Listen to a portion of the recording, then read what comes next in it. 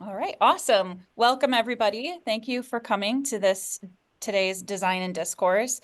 We have a really interesting topic and two completely different perspectives related to it, all about community and connectivity, kind of suburban mall culture and infrastructure and educational topics. So I'm going to hand over our first presenter, who is Constantina Mead, and you can see on her screen with the question, can reinventing the mall create community?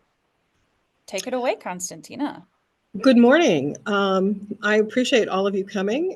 A little nervous that there's so many of you, but sure. So my particular project for the capstone is literally on how to make malls not just relevant again, but move back to what they were originally, which was a form of community. And so we're going to start with in the beginning, shopping wasn't necessarily shopping. Shopping was bartering. I have something you need. I made something cool, or you grow something that I need. So I'm going to trade you what I made for what you grew. And that's essentially the basis of economy. Um, we're going to move from there to the Silk Roads because as people got more mobile, literally being able to functionally move out of their village area, they started coming across things that they hadn't had before and then bringing them back to where they were and selling them there. So what actually progressed was in starting initially about 130 CE, you have these trade routes that are being established from the coast of Europe, the western coast of Europe, all the way to the eastern coast of China. And it wasn't just one road, it was many, many roads going through many areas and bringing back things that wouldn't grow in Europe or things that people didn't create in China and all across. And so you didn't just that didn't just translate into goods moving back and forth across continents, but it translated into information and education and the news of the day and how I made something I can teach you or I have learned and I can move it outward. So lots of back and forth, horses, camels, walking, ships, you name it. It was pretty important. The I love this particular the image of what's called a caravanserai, and caravanserais were buildings that were safe spaces for the caravans to stop and rest or stop and meet with suppliers or stop and be able to sell things. And you can see from the drawing on the right that it is literally a central courtyard. All the walls face inward. There are openings on the interior sections, and the little squares are all places where you could camp out, set up your goods, sell your goods, meet with people coming in. And they were a heavily kind of guarded and protected place. The image on the right is actually from a caravanserai that still exists, and it was built about the 13th century. The souk was the central or the Middle Eastern place where people gathered to sell their goods. And the archaeological existence of souks dates actually back to the early 3000 BC in Persia. So it's been around a long time. Places where people got together to sell their goods has never really not existed. The important part about the souk is, again, as the caravanserai, it's not just a marketplace. It's not just a place where you go and you buy things, but it's an economic institution for the area that it's in because everybody gathers there. It also fosters communication. You go, you talk to your neighbors, you talk to the seller, you talk to the stranger on the street. So you've got news coming in from all over the world, and working and living in a traditional souk is a way of life. Which also translated into the Hellenistic era. So the agora, which is the Greek version of a souk, is not just for shopping. This was the town center area where everyone gathered. It was very open. The climate was perfect for open air shopping, open air moving, but had a very multifunctional functional character because everybody went there eventually. And so you go, you maybe do a little shopping, you meet with your friends, you have something to eat, you exchange information, opinions, you talk about news, you talk about politics. And so it's very much a community gathering space. You saw everybody in the Agora, which translated then into the medieval market town. And this was the beginning of shops, because in this particular image, you can actually kind of see where the stalls are attached to buildings. And many of these buildings in the medieval era, and there are streets in Britain that still exist, where the front of your house actually drops down into a table area so that you could put out your goods for the day. And so it was the original work life multifunctional living space. And again, market towns were the place where if you lived in an outlying village, because we're still talking about the agrarian, the growing era, agrarian era, um, you brought your goods into the market. There was a market day once a week. Everybody comes in, everybody does their shopping, everybody goes out. This was the beginning of individual stores, which became really super important because you moved from somebody, pulling up with their cart full of vegetables and selling during the day to, I need somebody who can fix shoes, and I know that that person lives in this location, or I need somebody who can reshoe my horse, or I need somebody who can, repair a pot. And so suddenly you have not just stalls once a week, but you have the beginnings of, oh, look, it's the butcher shop. Oh, look, it's the baker shop. It's the places that were open on a regular basis where you could go instead of just marketing once a week. That was the beginnings of this. And this became really important because individual shops became the basis for the middle class society actually forming in Europe, which then led to the beginning of the women's liberation movement and the department store. And it seems like a leap, but it actually really isn't too much to say that the reason you saw women out in public, the reason that women were freed from the household was suddenly because we had a department store. And if you stop and think about what clothing was worn in the 18th and 19th centuries, women were wearing floor-length skirts. Women were wearing high-heeled shoes. Women were wearing corsets and big hats in many situations. And so there's not a lot of freedom of movement in most of those clothes. And if you're home and you have to use the ladies' room, it's very simple to go because you have a space for that. But if you're out in public and you're dressed in what would essentially be an antebellum style gown and yards of skirt and corset layers, and it's kind of hard to move. So if you're out in public and suddenly you have to go to the bathroom, then what? Where do you go? What do you do? And so the interesting thing about department stores is they realized they had to appeal to their clientele. So suddenly you have ladies' restrooms and ladies' restroom attendants that are completely private. So it's not like you're suddenly using an outhouse behind a building. You can go out in public and know that there's a safe place to do what you need to do. They also appealed to women by adding in cafes. Most of them had a cafe or a tea room of some sort. Some of them even had what we would consider high-end restaurants, because once you were out of the house, and why not meet with your friends, and why not have something to eat? And a lot of department stores also had what they called ladies' lounges, so that you could sit down and rest your feet and then shortly get back up and you're back shopping again.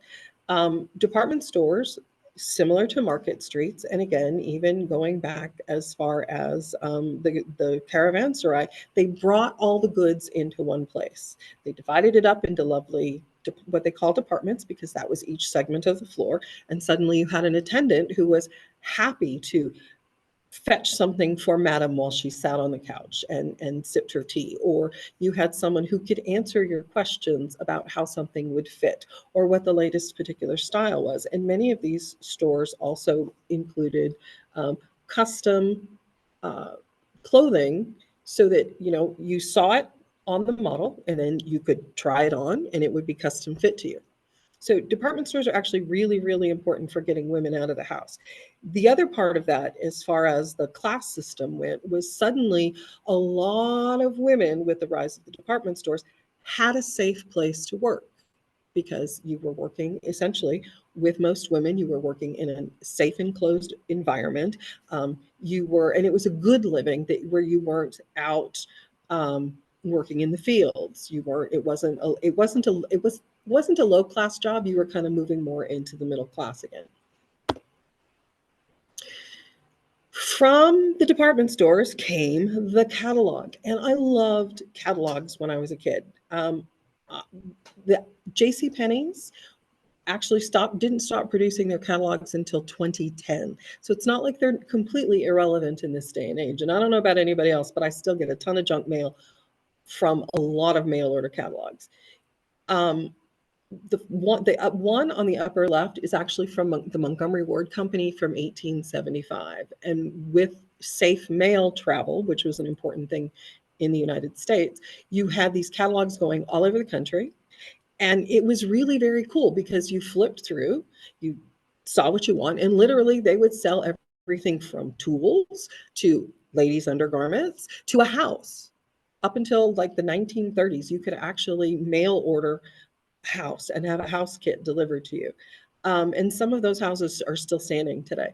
But you could get absolutely positively anything you wanted. The catalog started out as line drawings and descriptions, and there was an order form in the back, and you filled out the order form with your name and address, and you either mailed them cash, which is one of the reasons safe mail was required, or you mailed them a check or a money order, and you just popped it in the mail, and it went to the store, and at some point somebody would open it and go, oh, this person needs this, and they would put your order together and put it in the mail, and many weeks later suddenly it would arrive again. And that allowed people who weren't living in city centers to actually enjoy the same goods that the people in city centers could walk into downtown and walk into the department stores and order for themselves. So I think it's pretty fascinating. And if anybody wants to look at clothing styles from a particular area, there's a publisher out there who has taken the styles from the Sears and Roebuck catalog for a particular decade and put the images together, so you can actually see how fashion progresses through the last 2 centuries, which is really, really cool. Christmas catalogs, which is the J.C. Penney's catalog up on the right, were amazing things. It was one of those things that I looked forward to. They would come in the mail about the end of October, and it would show everything that JCPenney's was carrying for the entire holiday season. And a lot of this stuff you couldn't get anywhere else. And a lot of this stuff was specific to children. So you can see in the image on the right, you've got dolls, you've got cars, you've got the beginnings of video games. I absolutely positively loved sitting there, flipping through the catalog, circling things, marking the pages. Not that my parents ever paid any attention to it, but it was actually a lot of fun to see. This moves into shopping streets, and the Kalamazoo Mall actually moves into the modern era and makes it really relevant to our area. So there was a time when suburbs started growing, or as suburbs started growing, and shops started moving out of the downtown area into shopping centers and shopping malls, that people started fighting back and going, what can we do? How do we make this better? And one of the thought processes was to take the cars out of some downtown streets and make them walkable shopping districts. It was the important thing about this one historically is that the Kalamazoo Mall was the first time that they actually shut down functional streets and put in grass and put in plantings, and it was even a small playground down there and fountains, and it was really lovely. But it was actually the first time they taken a workable street and turned it back into a shopping district. And it worked for a while, and then we've got it was further longer, let me rephrase that, than it currently is now. But it worked for a while because somebody decided, yeah, I really want to park on the street again. And so they opened it back up. It's not as big as a traditional street would be with the two-way traffic and lots of parking, but it did take a chunk of the walkability out of it. Economically, well, all you have to do is walk down the Kalamazoo Mall and actually see how functional all of the shops are. And this is the guy who was responsible. This is Victor Gruen. He was a Jewish architect who fled the Nazi invasion of Austria in 1938. He was an architect, well-known architect actually in Austria at the time, and came to the United States and established himself as an architect by designing high-end retail stores in New York City. That was his very first opening as an architect into life in the United States. The cool thing about what he did was to actually take his experience of living in city centers in Europe and the walkability of those city centers in Europe and translated that into how we make a shopping street.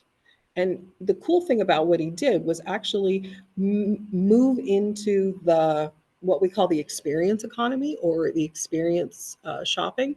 And so he designed storefronts that actually don't just cover across the sidewalk. There's actually a space in them where you can kind of step in to a glassed-in area at the front of the store so you can see the merchandise that's now on sale. And more importantly, you can step in out of the weather, which tended to make people linger just a little bit. And it also made it more inviting and easier to come inside because if you wanted to, because suddenly you could see what was on sale and take a look, and did it appeal to you? So he started with the Northland Mall, which was an open air shopping facility in 1954. He moved on to the Southdale Mall, which was the first enclosed shopping mall. You can see where he did the Kalamazoo Mall in 1959. And all of these things had the same purpose. He said the mall was originally conceived as a community center where people would converge for shopping, cultural activity, and social interaction, which completely goes back to the beginning of shopping. So he's actually really important. Place. Shopping centers became all about place. And so you could walk, you could enjoy them. You had a sense of, you weren't necessarily walking out on the street, so you had a sense of safety and security. There were usually benches or seating of some sort, sit on the edge of the fountain or sit on the edge of a planter, so you had a place to sit and rest. They were multi-generational friendly. Places that you could take the kids to, places where you would take your parents to. There's a sense of enclosure, which gives you a sense of intimacy, and yet they're big enough to have space for events, which gives you a sense of community. Sunlight, even in enclosed malls, sunlight is incredibly important, as well as nature. So lots of plants. Well, let me rephrase that. There used to be lots of plants and trees inside. They had a mix of uses. Originally, shopping malls had a sense of not just going for retail, but the intent was that they would have like a library space that you could use. There would be a drugstore that you could go or doctor's offices, or maybe there was a cobbler shop, or maybe there was the seamstress shop, or the post office had an outlet there, or even the early DMV. Everything was at the mall. It was a one-stop place for you to go. There was always places to eat. That was actually very important, because if people are eating, so you do a little shopping, you stop, you have something to eat, and you do more shopping. It extends the amount of time that people spend in places. There's also ease of access. You go, you park, you're in one place, you do your walking around. And there's a sense of vitality to them, or there was a sense of vitality to them, because people were constantly in them and constantly moving, and the exhibits were constantly changing in the center court area. There'd be new things to do. The windows were constantly changing, and even to a certain extent, the stores were constantly changing. So all of this led to the concept of the mall or the shopping center as a place, as a third place. Let me rephrase that. Um, Third place is important. So these are images of teenagers in the late 50s, early 60s. And what are they doing? Well, they're hanging out. And most of them are hanging out in cars, but they're boys and they're girls and they're hanging out together and they're talking and they're just existing in a space. And so again, you're back to that sense of community, which I want to go someplace that isn't my home. I want to go to someplace that isn't work or school. So it's what they call a third place, and it's kind of it's a new idea for the United States. It's not a new idea for the rest of the world. There are many places in Europe where you're living in a tiny little space. So when you want to meet with friends, it's not necessarily in your home. You go out and you're at the pub or you're at a cafe or a restaurant, or you're enjoying your cup of coffee, sitting on the street, watching the Parisians go by. It's not necessarily something that we have completely embraced in the United States because we have embraced the automobile culture. So this is the Southdale Mall. The Southdale Mall is the very first fully enclosed shopping mall. And it was specifically designed as a fully enclosed shopping mall. It was built in 1954 in Edina, Minnesota. And then the interesting thing about the location was the person who owned the Hudson's department store at the time wanted to capture the audience that was moving out into the suburbs. So the stores in the city centers were losing business because the customers had moved, well, essentially out of town. So he wanted to create a place where people would come specifically to shop. And so this was Victor Gruen's answer. And it had a couple of things that were really, really unique about it. First of all, the shops all faced inward. So you actually had to enter the building to see what was going on, which meant it was completely surrounded by parking spaces. So you bring your car. They weren't designed to be walkable to get to. They were designed to be walkable once you were on the inside, which has made some challenges now as the shopping malls have aged. So you drove up, you parked in your spot, you went inside, and it was, regardless of the weather outside, a balmy 76 degrees, 365 days out of the year. They literally said every day is a perfect shopping day as part of their marketing. So, and there were, in many of these, there were either coat checks or lockers where you could literally take off your outer gear if it was snowing in Minnesota and put your gear away and then enjoy walking through the space. And the rendering on the left is the ideal of what they expected the shopping mall to represent. And you can see you have multiple generations, the walking around, you have an incredibly lovely environment. There's water. The tall conical thing in the middle is actually a 2-story tall bird cage, which is the image in the black and white image in the middle as well. So you have that kind of sense of the exotic. And they used a lot of plants that would only, because of the temperature inside, that would only thrive in warm weather. So you've also got a lot of malls with palm trees for some strange reason, or exotic flowers that you wouldn't necessarily see normally in Minnesota. The lighting was beautiful. It was very, very decorative. They had both clear stories and skylights to bring in the natural light, but only at what I want to call sky level. This was not a place where you went and looked out the window to see what was going on outside. This was a place where you had natural daylighting, but you only saw the sky and not what else was outside. So it gave you kind of a false sense of a perfect place to be. The rendering on the far right, you can see that the mall is completely surrounded by parking. And then the upper image is what they called the garden court. And they actually had a cafe in the garden court. And the interior center court of this particular mall was literally a city block long. So it was massive. It was a massive place. But they had an indoor, outdoor cafe where you could sit and have lunch. I mean, complete with umbrellas. I don't know why you needed an umbrella over your table if you were eating indoors, but you had an umbrella over your table. The other interesting part about this mall that made it different was that it was 2 stories, and they had, at one end of the center court, they actually had a pair of escalators, one up, one down. The idea behind this was to make people stay longer. So typically, if you go shopping on a street, you go down one direction to the shops and you're done. Here at the mall, you could go around. Once you got back to the center, you went on the escalator upstairs where you went around again, and you could still come back out in a place where you could find your car. But it aided in not in the circulation of moving people around the 2 floors so that they could shop everywhere and extend the amount of time that you were in the mall, because the longer you stay in the mall, the more you shop. So there's a lot of really interesting mental gymnastics that had to go on to create this particular type of shopping center. And these are some images from the 50s and the 60s of what it was like to shop in a mall or in a big department store, because department stores were the anchor stores for shopping centers. They were considered the big draw.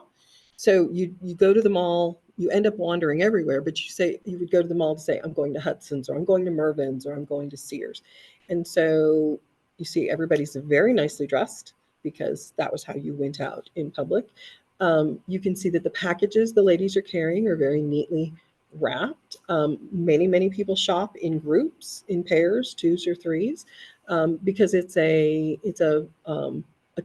community activity, or what's the word? I'm sorry, I've lost the word. Or it's an intimate kind of experience. In the image on the far right, that is not a mannequin that's kneeling on the floor. That is actually a model, because many department stores would actually have, periodically during the day, they would send groups of models out wearing the dresses that were the latest fashion or something special that they had gotten in. And they would pose, they would walk around. You could actually touch the dresses. You could see how it moved on a body. Many of these were also, again, available for altering, so they were custom fit to you. So shopping in the 50s and the 60s was a very different experience than it is now. Everybody was willing to help you, because most people in the 50s and the 60s functioned on commission. So if you weren't selling something, you weren't necessarily getting paid. And you had to know what you were talking about. You had to be able to educate your client as to what it was they were looking for, or why it was worth so much money, or why it was so particularly special. So shopping, working retail is not for the faint of heart. Mall culture has taken some really weird turns, and one of those is the marketing to get younger people interested in the mall, to the point where there were literally board games that you could play. You could sit at home and pretend you were shopping at the mall, just like mommy did. The game in the middle actually had reached the point where it talked to you. It had batteries, it was electric, and it would talk to you. And the image on the right is of Fast Mall, which is an app that was designed so that you could know anything you needed to know about your particular mall. You could map out the route that you needed to take to the shop. You could make a shopping list. You could make a note about where you parked. You could look up questions. You could see what was going on, because malls actually became such a community place that suddenly, Bob Barker actually did a week's worth of episodes of the game, the television show, The Price is Right, at the Southdale Mall in Edina, Mississippi, I keep doing that, in Edina, Minnesota.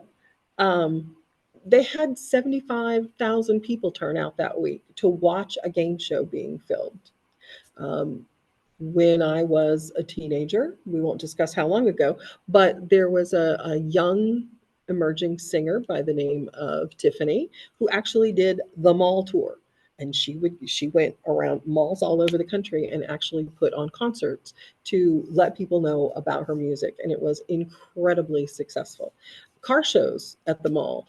The Crossroads Mall here in Portage actually held craft shows once a month, where you could come and rent a table and set up whatever it was your handmade goods were. So the mall culture is not just about shopping. It's actually a functional form of community. And we need to hang on to that idea. So these are some numbers that why, okay, so the question I keep getting asked is, why are malls relevant? So in 2021, there were approximately 1,100 malls across the country with an average size of 400,000 square feet. Currently in this country, there are more than 3 billion square feet of space specifically for shopping. In 2019, 9,300 stores in the malls closed across the United States, and 50% of mall department stores would close by the end of 2021. Mervyn's has closed down. Macy's is, last time I checked, was in chapter 11. Sears has shut down.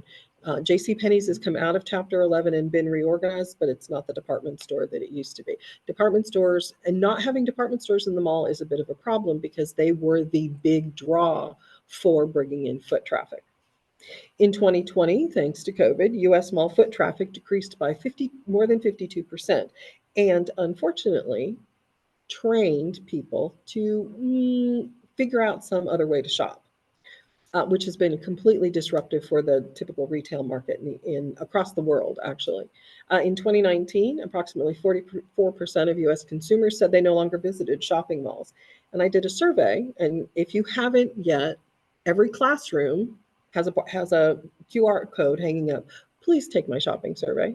But yeah, 44% of US consumers said they're no longer visiting shopping malls.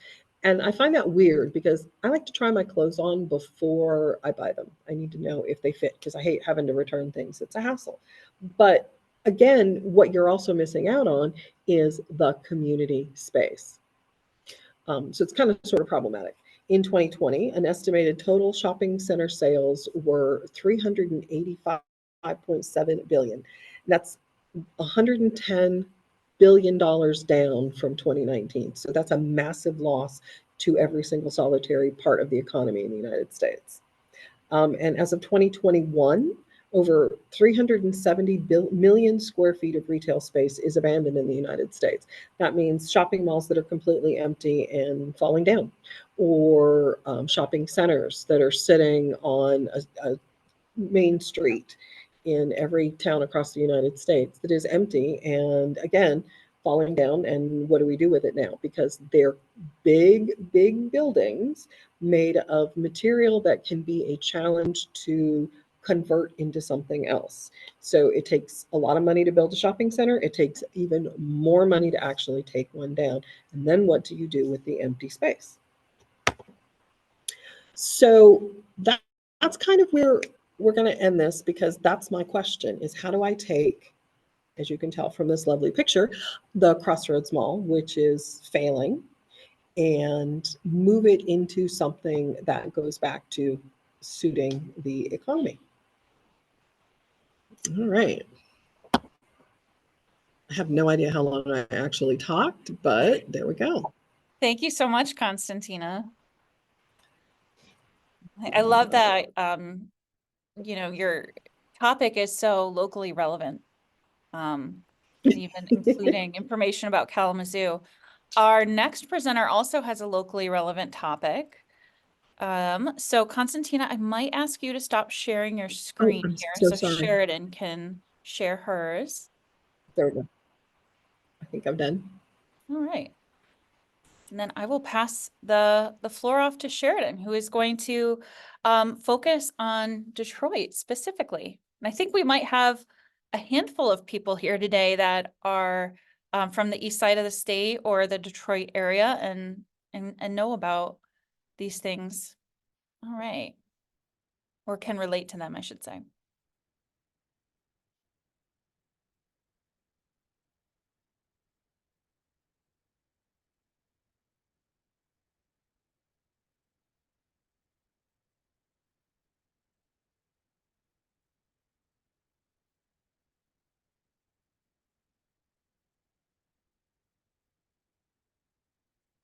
Sharon, I'm not sure if you've started talking yet.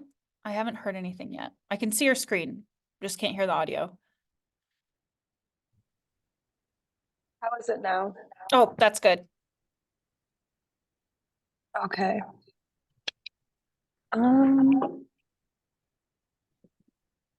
I echoing? A little. Okay, I think it's because Constantina and I are in the same room. But hi, my name's Sheridan. I'm curious if you guys can see my presentation.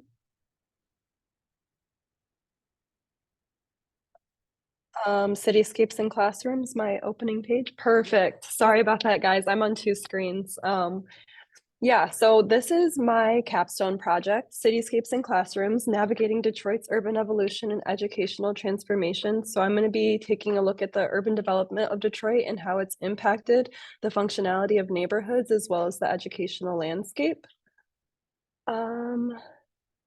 So this is actually what inspired this project. Some of my family does live in Detroit, and I just realized that the instances of urban blight were something that became commonplace to them and was something that like I was not used to seeing. And Detroit actually is one of the biggest instances of kind of the urban blight phenomena in the United States because of how the city was developed. All these pictures are from Detroit Urbex, which is dedicated to documenting actual urban blight, which typically isn't included in urban exploration. So I thought this was really cool. One of the collections is called Detroit Then and Now, and it was done by a photographer who overlaid historic images with some of these places in present day. So I'm going to go ahead and read my thesis. The correlation between the development of Detroit's infrastructure and education system within the context of white flight and urban sprawl highlights the impact of urban planning on educational opportunities, resource distribution, and social equity. And this underscores the need for comprehensive community-focused solutions to address persistent disparities in the city's educational landscape. So this analysis is going to take a look at how infrastructure has played a part, as well as some of political policies that have also been detrimental to the development of the city, as well as the Black majority. Some of my research objectives are just examining the historical development and evolution of the city, evaluating their impacts, and then taking a look at educational disparities and highlighting equitable solutions that will support communities. Looking at the rise and fall in population, this is one of the key reasons that this is one of the key causes of urban blight as well as urban sprawl. You can see that in early 1925, the population was actually 1.5 million, whereas in 2010, we were at more like 700,000, and today we're at about 600,000. The population has stabilized in the past couple of years. Detroit poses a really unique design challenge. It's an extremely large city. It's about 139 square miles. And a lot of that has to do with the car-centric development that took place because of the prominence of the automobile industry in this region. One of the principles that I looked at was post-World War II planning and how this has played a part. So a lot of that just has to do with urban development in the 1950s, which was driven towards like market development or driven away from market development. And this posed a lot of challenges. And this is not something that's unique to Detroit. This was something that was seen on a national level. In 1950, Detroit was ranked 5th nationally by population, but by 2016, it had dropped to 23. And a lot of this has to do with the fact that the city was not allowed to grow organically. Moving on to urban sprawl. So this is a phenomena that I looked at because essentially how we distribute resources has a lot to do with the central core of a city. And when cities start to grow in somewhat unnatural ways, largely due to freeway development, we begin to see those resources start to kind of sprawl out and become fewer and far between. Also, freeways are very costly, which can drive funds away from more community-centered initiatives. Looking at infrastructure and impact, this is looking at the population of Detroit over time. You can see in blue, that's the population of Wayne County. In red is the population of the city of Detroit within Wayne County. And in gray is the surrounding counties. So you can see that there is kind of an increase in population over time to those surrounding communities, whereas you generally see a decrease after 1960, people leaving the city. And then the graph on the bottom you can see is the population of Detroit specifically, and then broken down by demographics. And this kind of shows the instance of white flight.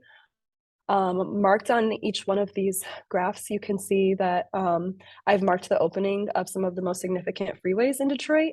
So I felt like that kind of helps to show like when we started to see some of that urban sprawl in white flight. Another thing that took place kind of in Detroit's earlier history, in 1939, this was a redlining map that was drafted, and you can see a large portion of Detroit was redlined, and that was largely, this practice was rooted in a lot of it was rooted in racism.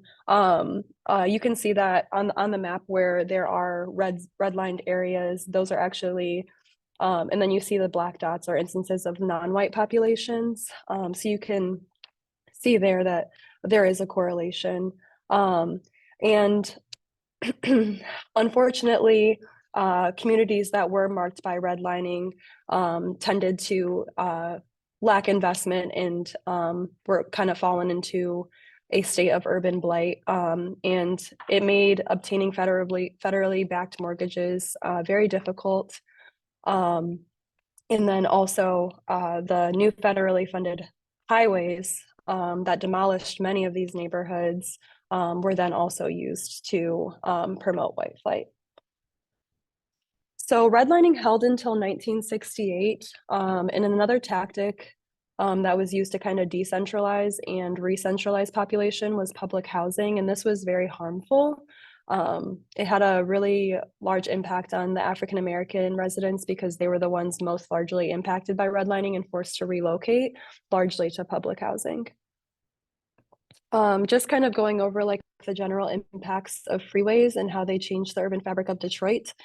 They are very obviously a physical barrier. They cause a lot of noise pollution, environmental blight. Areas that have freeways tend to have more littering in that area as well. And then as freeways made it easier for people to live in the suburbs, it did cause a significant decline in tax revenue for the city. So taxes are extremely high within the city of Detroit, and that's property taxes. Freeways encouraged car-dependent transportation and contributed to the decline of walkable neighborhoods. And the emphasis on car travel led to an underinvestment in public transportation. Now, getting into the history of Detroit public schools, this is very similar to the population density maps that I showed you earlier. And I've gone ahead and marked all of the vacant schools within the city of Detroit. In green, you'll see secured secured buildings. In blue, you'll see unsecured buildings. And then in red, those are vacant lots currently. The school that I selected is actually number 54 here, just on the edge of the city near Dearborn. Essentially what Detroit tried to do in 1947 was implement smaller neighborhood schools because they had this huge growing population. Unfortunately, with urban renewal developments, as well as the automobile industries moving to the suburbs, over 15,000 students left the school district between 1966 and 1971, while construction was being finished on many of the schools that Detroit had just began building. So this caused a huge decrease in funding, and the cost of construction was left onto the Detroit public school system, who didn't have students to fill the seats. And a lot of these schools were immediately, missing seats in the classrooms. In 1976 there was the first wave of closures to comply with court-ordered segregation policies, so that also had an impact on school enrollments. And then in the early 1990s, there was the introduction of public school academies, which is also known as charter schools. And this is kind of a fortunate use of many of these vacant schools, but excuse me, 96 charter school programs are currently operating in previously owned public schools. So that was a really fortunate use of many of these vacant schools. This is just that list of unsecured and secured schools, as well as the lots. And you can see here, this is the school that I selected. So looking at the educational landscape of Detroit, we see that 50% is public schools. Well, I'm sorry, 60% is public schools and 40% is charter schools. And then Detroit also introduced examination schools. In 2016, DPS actually became Detroit Public Schools Community District. And a lot of this had to do with debt consolidation as well as just troubling times on the school board. And then this is Cass Tech. This is one of their examination schools. This was finished in 2012. A really beautiful school that took the place of a historic site that was demolished, and now that's where this parking lot is. The Detroit Public Schools Community District, the introduction of examination schools has benefited the district. It's improved graduation rates and educational outcomes. You can see here in yellow, I've highlighted the examination schools, and then in orange here, I've highlighted the application schools. So they're both kind of have similar practices. And then I'm looking specifically at graduation rates and then the number of students in those schools. And you can see that consistently the examination and application schools have higher graduation attainment rates. This is the same data, just looked at in a different way. So I went ahead and skewed the data based on graduation rates to percentage of students. Excuse me, I'm like under the weather. So I'm looking at graduation rates in relation to percentage of the student body eligible for free and reduced lunch. I did want to just pull out that statistic and say that the statistic from the National School Lunch Program for people that are eligible for free and reduced lunch can be substituted for low-income families. So that's all that statistic is trying to note. If you look at the bottom graph, excuse me, if you look at the bottom graph, you can see that examination application schools are outperforming their traditional public schools. Oh my gosh. All right, so moving on to educational attainment. This is looking at the United States in comparison with Michigan, Metro Detroit, and then the city of Detroit. And you can see here that in all of these categories, except for those that don't graduate from high school, Detroit is underperforming. And then in the bottom graph, we're just breaking down by demographic, the city of Detroit and educational attainment. And then I'm kind of going to get into household differences as well as kind of mapping some of these instances. So when you look at the share of middle class households, you can see that Detroit is significantly under the national average, which is 39%, whereas Detroit's at 27%. And I just wanted to include this national map as well because it does show, that this is not an issue that is just taking place in Detroit. Like this is something that is across the United States. So it is like a universal issue. And then when you break down middle class households by race and ethnicity, you can see that there is a large white share in middle class households, while Black and African American households actually are roughly 80% of the population of the city. So this is like a huge disparity that's even difficult to see on this graph because of the differences in population.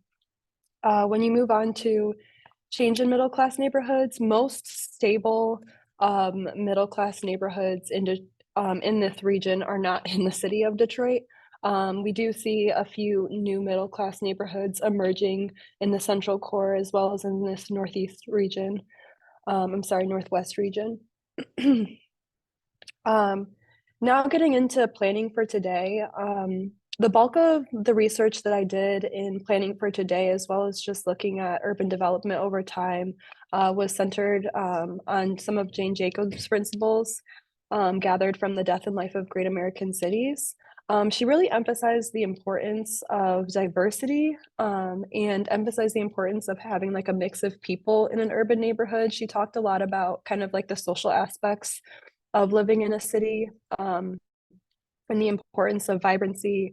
Some of her theories on eyes on the street and advocating for well-used public spaces, not just like courtyards that you can walk past, but courtyards that kind of like bring you into the space. And she really critiqued some of the modernist planning theories. And she definitely did not have a very she was not happy with some of the initiatives that took place regarding freeways. Kind of, she even said scarring cities because that's what freeways really are. Is they do cut through neighborhoods. You can see here this illustration is a freeway cap, which is an interesting solution to freeways, and there actually is one in Detroit. But yeah, she really wanted to encourage people to move beyond kind of the strict zoning divisions that existed. So getting rid of kind of like that strict single family housing, residential zoning, and getting more into multifamily and like multi-use buildings, as well as mixed use development. So looking at some of those principles, I kind of just mapped out a few that I believe are important to functional urban neighborhoods. And I've highlighted some, such as promoting a local economy, education systems, mixed use development, and green spaces. And then this is kind of looking at all of those and kind of trying to take like a deep dive. So I've highlighted education because I really do feel that education can contribute to all of these, including vibrancy and green space and sometimes historic preservation. And then I think that we can also look at education in a new way and look at educational developments that are mixed use developments. But I think that all of these are important. One that I really wanted to highlight was just like recreation hubs that kind of foster people of all ages. I really do think that having a mixed use spaces and recreation spaces is important, and that a mix of building types that can accommodate a diverse population, including people, like I said, of all ages, can really improve the vitality of a neighborhood. This is one of the precedent studies that I looked at. It's called the Lantern. It actually used to be an old industrial bakery. In 2022, Jason Long partnered with OMA on this project, and it's actually a home base for two nonprofits, PASC and Signal Return. Both are art-focused nonprofits. One of them actually holds art workshops, and it's going to be used as a gallery space. One of the things that I really liked about this is that they actually utilized kind of the vacant lot, or they're projecting a use for the vacant lot. It will be finished in completion this year. So looking at kind of how they zoned the building, you can see that they included a retail space, a gallery, some workspaces for PASC and Signal Return, and they've also got some art studios in here. So I thought that was a really cool project. Here are some renderings that are cropped out. And then here is just another image of the site. And I really thought that this project highlighted green spaces and vibrancy, as well as improving the local economy. So getting into my design response. So I talked about it a little bit earlier, but I have selected a site, and this is 7300 Garden Street. It used to be an elementary school. It's been closed since 2016. It was called Sherrill Elementary. It's about 5 blocks from Detroit Dearborn City line. And it's in a pretty dense residential neighborhood. I actually got to see it 2 weeks ago, and it is currently marked for demolition, which is unfortunate. but I am still going to move forward with this project because I do think that redeveloping this site can improve the walkability and diversity of this neighborhood. So looking at the existing building, it's 57,400 square feet and it's got a brick limestone facade. It's a somewhat symmetrical layout. And it includes an auditorium, 2 gymnasiums, and a cafeteria as well as a kitchen. These are some of the original floor plans of the building when it was completed in 1930. It was actually developed in parts. So there's been 2 additions since 1925. And as I said, it was completed in 1930. This is the existing floor plan with the second level on top and the first level on bottom. So lots of classrooms and actually lots of workshops. There was a sewing workshop, I believe an auto workshop, as well as some others. It's labeled on the original floor plans. And then kind of taking a look, these are a little bit difficult to see, but Sherrill Elementary is here. So all of these maps are looking at resource distribution. So the first one is distances to a park, distances to a recreation center, and then a library and an active public school. And you can see here that on all of these maps, I would say it's kind of, hopefully the site can fill some of these gaps. And then this is looking at the building itself. So the original building or the original unit developed in 1924. And then the second portion as well as, or the first edition and then the second edition. And I'm looking at developing it in parts because it can help with cost burden. So these are some of like the programming, some of the programming that I'm looking at. I've started documenting the existing building as well. And you can see that I'd like to include some skilled education space, workshops, media centers, or a media center, a gym. There is a plunge pool, and then just like some hoteling suites and community workspaces. And then I also do still want to conduct a survey to kind of speak to the residents and potentially see what they think about the finished product. We're still in midterms right now, so we're about halfway. And yeah, it's my project. Thank you so much. That was super interesting. So I'm going to open the floor up for a couple minutes for some questions. And so anybody that has questions, feel free to unmute or post them in the chat. And maybe I will go ahead and ask some of the first ones to kick us off. And so this was for both of you. I heard each of you speak about kind of placemaking and urban fabric or social fabric. And Sheridan, you even mentioned the word scars as you were talking about the built environment, which these are really interesting terms that we don't necessarily associate with like design when we talk about like fabric on a large scale as opposed to like fabric as in a textile. So I'm curious how articulating these types of concepts with this terminology is really helping to support your ongoing discussions. Like what does it mean to have urban fabric, for instance? I'll start. Okay. And so for my particular project, we're echoing really badly, sorry. For my particular project, you have to have a certain level of population in order to support economically any size shopping center. So, I mean, if you have 150 people in town, you can have a small general convenience store, and that's probably economically about correct.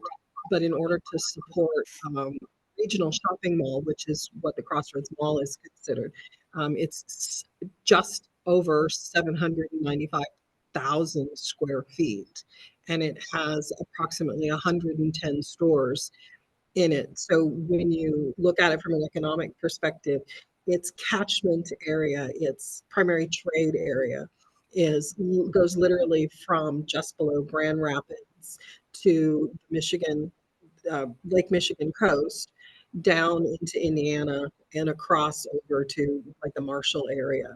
That's literally considered its catchment area because that's the size population that economically is needed to support a mall that size. So you have to have a certain level of community development to have a certain size. Did that answer the question? I think that answered the question. Yeah. Can you hear me? Was that you, Sheridan? Yeah. Yes, I can hear you.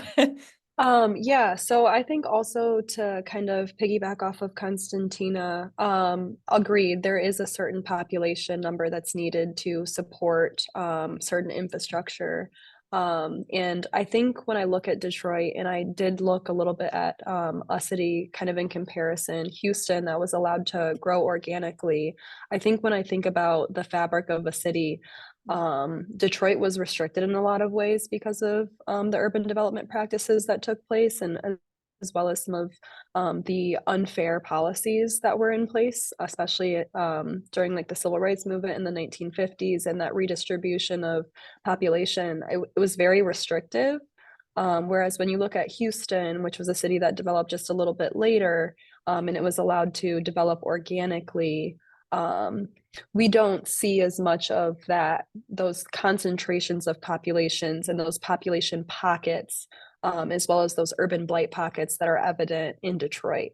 Um, and yeah, I just being able to do this research and being able to actually see it in real time, driving up and down city blocks of Detroit, I can see just kind of the unnatural diffusions of population, and I guess like the lack of that knit existing and kind of just like threads that are sprawled about. Yeah. What's been the hardest part of doing design research for such a large scale? I mean, both of you fall into this category where you're wanting to design spaces that include a large amount of people and a lot of different people. What is the hardest part about approaching those types of projects? I can start with this one. It's been really difficult. It's been challenging.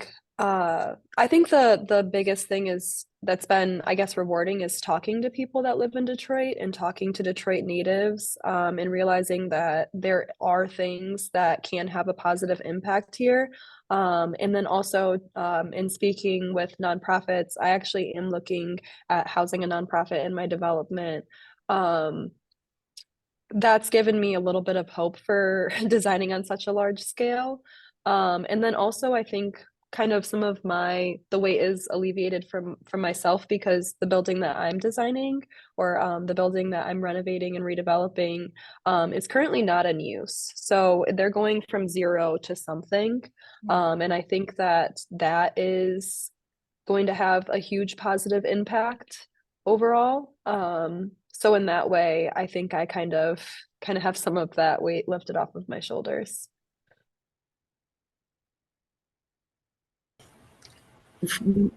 I don't know. I don't know that there actually is much difference. We started out as freshmen designing 10-foot bathroom, and then we've scaled up to rooms and then houses, and then last year there was the retail and the creamery building, and now this is the next step. And all of the process is still the same. The programming is still the same. You still have to know how much space is being allotted and whether it's to a closet or whether it's to a mall. You still have to have a clue as to how that space needs to function in order to actually figure out what room you need on the site for it. I will tell you that the Crossroads site is 71 and 3/4 acres, and It wasn't until I started doing the numbers and realizing I need 20%. I still need 20% for circulation. It's just more acreage than it would be in an office building. So it's the same process. It's just sometimes wrapping my brain around how big it is a little bit of the challenge, but it still works the same. Well, and I promised to everybody on the call, I didn't tell Sheridan to answer the question like that, but that was a really good answer. Or in Constantina. So it does lead us to a question in the chat from Lily. Similar to malls, a lot of schools are very large. So wouldn't these also be hard to turn into something new? I don't know if maybe you answered that already, considering you're starting from a skeleton, essentially. You go ahead. Yeah, so it's funny that you say that. So one of the things that I've been looking at with urban development, and one of the things that Jane Jacobs highlights is mixed use development and mixed building types. So I think that where city planners went wrong might have been designing these huge buildings that only serve, one purpose. I think that moving forward, we can start to look at things like shopping malls and like educational facilities as multi-use spaces. And um, I think that's really what urban planning needs, is to start looking at buildings, because we have so many, specifically in Detroit, there's so many vacant buildings that are underutilized right now. And when we start to bring in multiple different markets for a building, I think that that can be extremely beneficial. And I think that it makes more sense. And it also creates an even greater sense of community in that diversity, like having a marketplace with, a childcare facility, like in the same building. And I think that we as designers can actually like make those spaces that will still be just as secure as a standalone daycare facility, or I'm sorry, early education center, or as, a standalone market, and kind of start to, I mean, I don't want to say blur the lines, because I don't think that's what we're doing, but just start to blend more groupings of people and age groups together. Like I think that it makes a lot of sense to it sounds bad to say break up a building, but I think to be more inclusive with the buildings that we design, and to be more inclusive even with, multifamily housing, and things like that. So to answer your question on, I guess, these large buildings, I just realized I'm still sharing my screen. I think that we just need to be a little bit more creative, and I think that's what Constantina is doing with her project, is starting to look at kind of a unique way to use her site, and I'm trying to do the same thing too. I will say that in the United States, we tend to think of one thing at a time. And if you start looking at shopping malls, and that's not even the right word to use. If you stop looking at retail space or commercial space in other countries, it's all in one building. The top 15 floors might be residential spaces, and then you've got 5 or 6 floors underneath that of office spaces of some sort. And underneath that, you've got 2 or 3 floors of any sort of shopping you could possibly want. So it is integrated, and the community that forms when you have a mixed use development is already integrated into life. The United States just looks at it really, really weird. All right, we have another question in the chat from Sarah.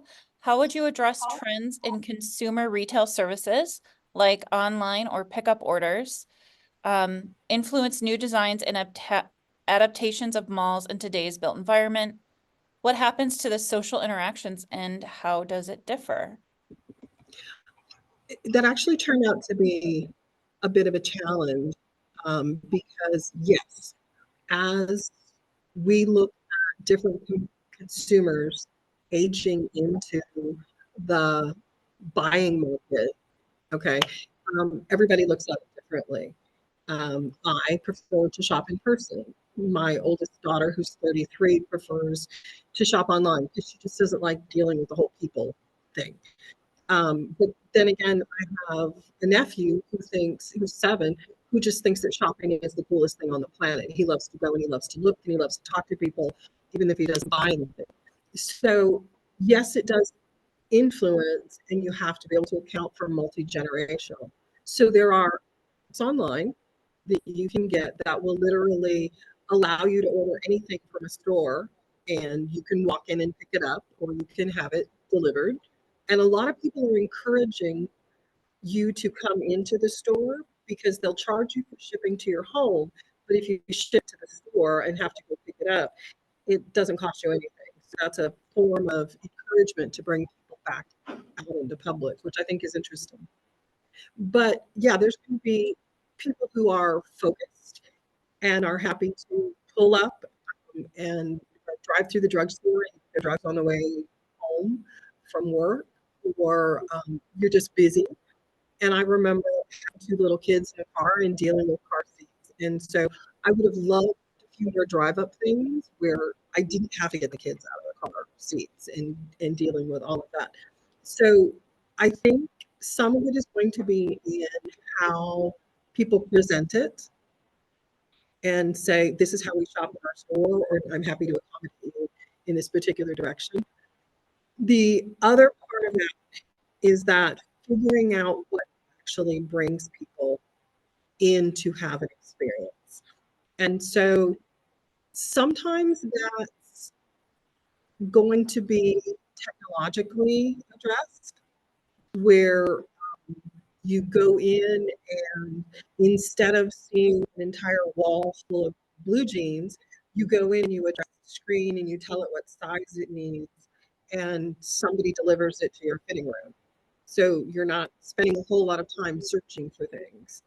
And it kind of, in my brain, it kind of takes the humanity out of it just a little bit, but I understand the exchange for the expediency of it for people who don't necessarily want a lot of interaction. The other part of that is that it absolutely does change your social interactions. But we have that anyway. And it's been exacerbated with the COVID and the lockdown and how we dealt with that. And so I don't know that there's a perfect answer other than what people are looking at is called experience retail. And that's reasons to bring people back out in public. The other part of that is to shift and give you a more vintage feel to a little bit. So you look at lifestyle centers, which are kind of more open and rather than an enclosed mall. So you do a lot more walking around. It's kind of an indoor outdoor sort of experience. Or you go to the local brew pub that's attached to the mall, or you go to the Dick's Sporting Goods store that has adapted some of its outdoor space to turn into golf simulators, or to turn them into the courts for pickleball. So you can actually practice. The sporting sources have climbing walls, that kind of thing. So you have to experience what it is they're selling. So. Thank you. So I do know that we are running over 1 o'clock. I want to ask our presenters if you're willing to stay just a little bit longer for a few more questions. If not, we can, have a separate discussion for these questions too. No, we're good. Okay. So the next question is from Nancy. Hi, Nancy. First one, Constantina, not sure if you mentioned it, but what ideas did you have to develop small spaces? So I've been looking at what other people have done to not renovate, but reinvent the mall. And so I want not just multifamily housing on the site, but I want mixed use housing, so live work housing on the site. I'd like to figure out how to bring in non-traditional big brands into the mall. So we've got more local retailers. But mall space is expensive. So looking at that would be more like kiosk space or sharing retail space. I did a project a couple years ago that was a combination people-dog restaurant, which I think is the ultimate experience, especially if we're going to have living on the mall site. So I think that's kind of like the ultimate experience, take your dog to dinner. So anything that brings people in and gives them a reason to stay in is going to be important, and to make it multi-generational. I want comfortable seating spaces. We've kind of gotten away from sit down and chat with strangers. I've spent a lot of time myself. I can tell you that you don't walk on an elevator with a group of strangers and somebody won't start a conversation. So we've really gotten away from it. So I'd like to bring some of that feeling back. I think it needs a skate park, because I think not just teenagers skateboard and roller skate and rollerblade. I think it needs an amphitheater of some sort so you can have entertainment outdoors. I think it needs a lot of walking paths so you can get from place to place, or you can run, or you can jog, or just, put your kid in a stroller and go for a stroll.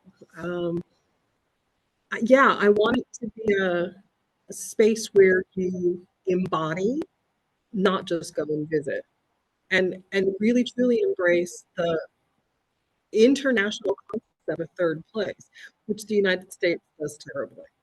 So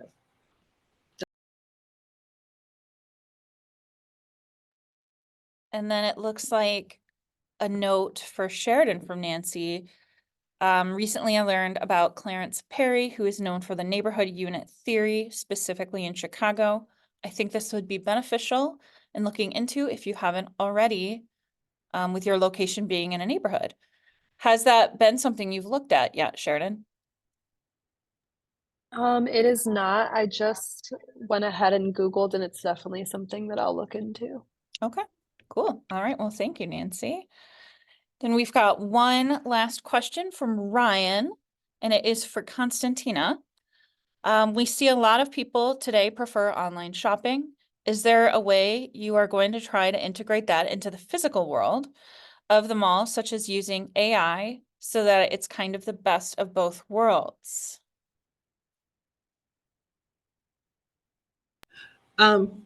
Yes, actually, and there are a number of retailers that are doing that already, which I think is really kind of interesting.